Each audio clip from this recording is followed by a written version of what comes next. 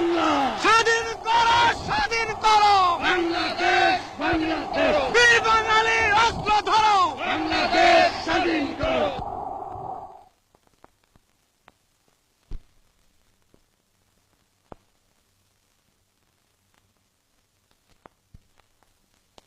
স্বাধীন বাংলার জাতির পিতা, স্বাধীন বাংলার জাতির পিতা মুজিবের পথ ধরো। মুজিব ভাই এসে গেছেন, তাকে আপনারা স্লোগান দিয়ে অভিবাদন দেন। শেখ মুজিবের পথ ধরো, বাংলাদেশ স্বাধীন করো, মুজিব ভাইয়ের পথ ধরো। বাংলাদেশ স্বাধীন করো, বাঁশের বাটি তৈরি করো, বাংলাদেশ স্বাধীন করো, বীর বাঙালি অস্ত্র ধরো, বাংলাদেশ স্বাধীন করো। বীর আপনারা জোরে স্লোগান ধরেন, আমার দেশ তোমার দেশ, বাংলাদেশ, বাংলাদেশ, আমার দেশ তোমার দেশ, বাংলাদেশ, বাংলাদেশ, স্বাধীন করো, স্বাধীন করো। বাংলাদেশ স্বাধীন করো।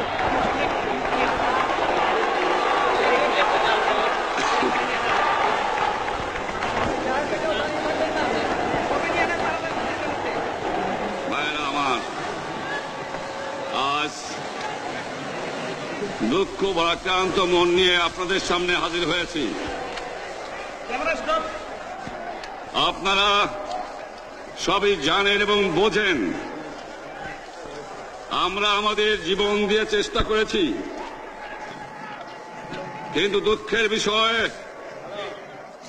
আজ ঢাকা, চট্টগ্রাম, খুলনা, রাজশাহী, রংপুরে আমার ভাইয়ের রক্তে রাজপথ রঞ্জিত হয়েছে। আজ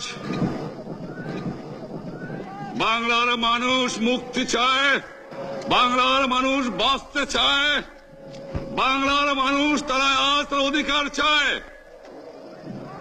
কিন্তু দুঃখের বিষয়, আজ দুঃখের সঙ্গে বলতে হয়, 23 বছরের করুণ ইতিহাস, বাংলার অত্যাচারের, বাংলার মানুষের রক্তের ইতিহাস, 23 বছরের ইতিহাস, মুমূর্ষ নরনারীর আত্মনাদের ইতিহাস, বাংলার ইতিহাস, এদেশের মানুষের রক্ত দিয়ে রাজপথ রঞ্জিত করার ইতিহাস।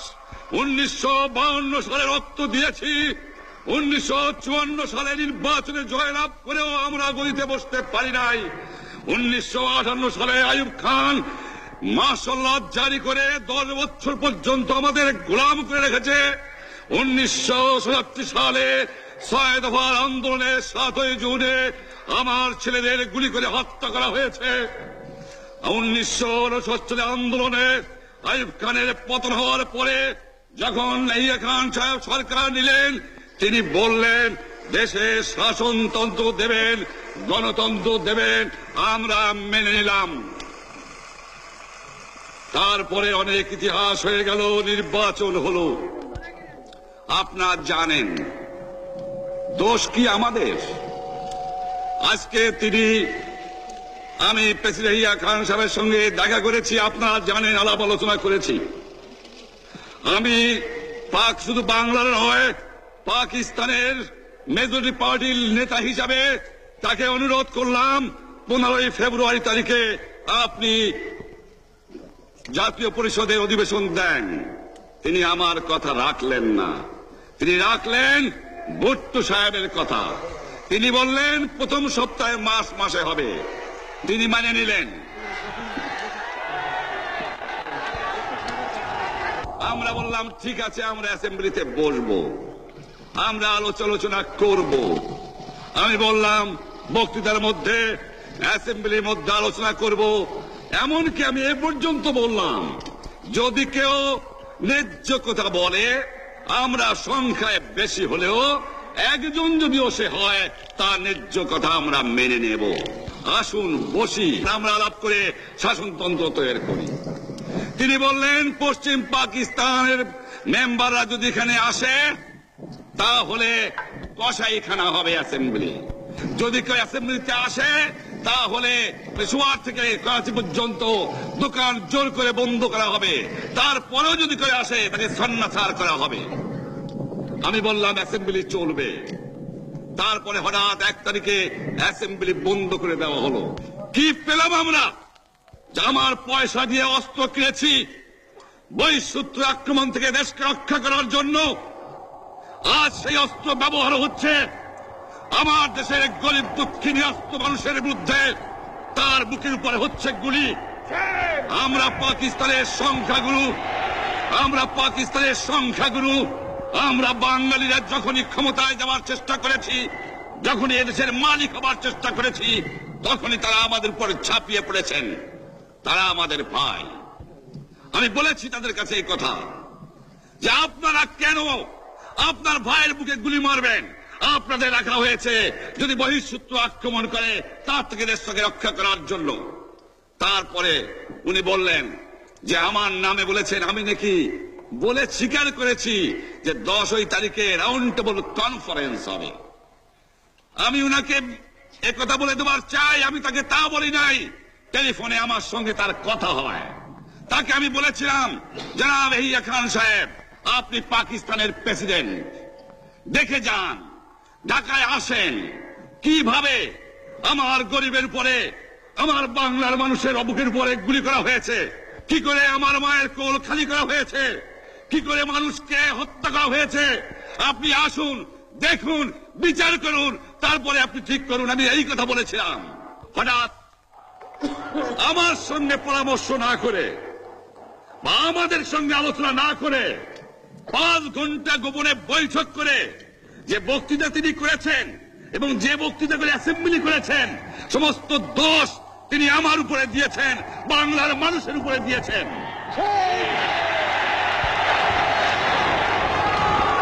আমি পরিষ্কার মিটিংয়ে বলেছি যে এবারের সংগ্রাম আমার মুক্তির সংগ্রাম, এবারের সংগ্রাম স্বাধীনতার সংগ্রাম। আমার 25 তারিখে অ্যাসেম্বলি কল করেছে, রক্তের দাগ শুকায় নাই। আমি 10 তারিখে বলে দিয়েছি যে ওই শহীদের রক্তের উপর দিয়ে পাড়া দিয়ে আরটিসিতে মুজিবুর রহমান যোগদান করতে পারে না। অ্যাসেম্বলি কল করেছেন, আমার দাবি মানতে হবে। প্রথম, সামরিক আইন মার্শাল ল উদ্ধ করতে হবে। সমস্ত সামরিক বাহিনীর লোকদের ব্যারাকে ফেরত দিতে হবে। যেভাবে হত্যা করা হয়েছে তার তদন্ত করতে হবে। আর জনগণের প্রতিনিধির কাছে ক্ষমতা হস্তান্তর করতে হবে। তারপরে বিবেচনা করে দেখব আমরা অ্যাসেম্বলিতে বসতে পারবো কি পারবো না। এর পূর্বে অ্যাসেম্বলিতে বসার, আমরা অ্যাসেম্বলিতে বসতে আমরা পারি না। জনগণ সে অধিকার আমাকে দেয় নাই। ভাইয়েরা আমার, তোমরা আমার উপর বিশ্বাস আছে? আমি প্রধানমন্ত্রিত্ব চাই না, আমরা দেশের মানুষের অধিকার চাই। আর যদি একটা গুলি চলে, আর যদি আমার লোকের উপর হত্যা করা হয়, তোমাদের উপর কাছে আমার অনুরোধ রইল, প্রত্যেক ঘরে ঘরে দুর্গ গড়ে তোলো। তোমাদের যা কিছু আছে তাই নিয়ে শত্রুর মোকাবেলা করতে হবে এবং জীবনের তরে রাস্তাঘাট যা যা আছে সবকিছু আমি যদি হুকুম দেবার নাও পারি, তোমরা বন্ধ করে দেবে। তোমরা আমার ভাই, তোমরা ব্যারাকে থাকো, কেউ তোমাদের কিছু বলবে না, কিন্তু আর আমার বুকের পর গুলি চালাবার চেষ্টা করো না, ভালো হবে না। 7 কোটি মানুষকে চাপায় রাখতে পারবো না। আমরা যখন মরতে শিখেছি তখন কেউ আমাদের দবাতে পারবে না। যে পর্যন্ত আমার এই দেশের মুক্তি না হবে, খাজনা ট্যাক্স বন্ধ করে দেওয়া হলো, কেউ দেবে না। তবে অনুরোধ করছি, আপনারা আমাদের ভাই। আপনারা দেশকে একেবারে জাহান্নামে ধ্বংস করে দিয়েন না। জীবনে আর কোনোদিন আপনাদের মুখ দেখা দেখি হবে না। যদিও আমরা শান্তিপূর্ণভাবে আমাদের ফয়সলা করতে পারি, তাহলে অন্তপক্ষে ভাই ভাই হিসেবে বাস করার সম্ভাবনা আছে। সেই জন্য আপনাদের অনুরোধ করছি, আমার এই দেশে আপনারা মিলিটারি শাসন চালাবার চেষ্টা আর করবেন না।